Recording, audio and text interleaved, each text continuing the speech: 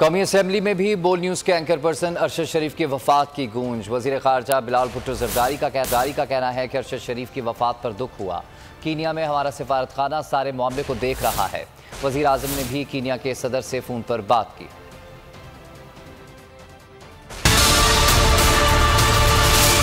अरशद शरीफ senior journalist और हम सब अपने दिल के गहराइयों से इस इशू को, इस इंसिडेंट को ना सिर्फ स्ट्रांगली कंडेम करते हैं बल्कि उनके खानदान के साथ कंडोल भी करते हैं। The embassy in Kenya has been pursuing this matter closely. वज़ीर आज़म शहबाज शरीफ साहब ने केन्या का जो सदर है उनसे फ़ोन पे राब्ता हुआ। इस इंसिडेंट की इंक्वायरी की दरख्वास्त भी की गई है।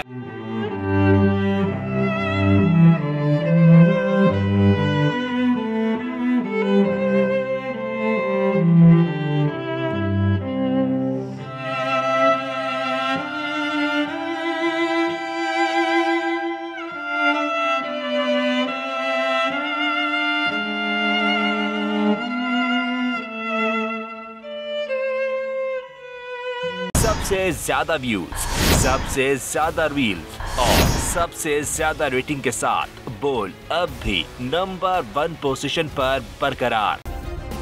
सब्सक्राइब करें और बेल दबाएं ताकि कोई खबर रह न जाए।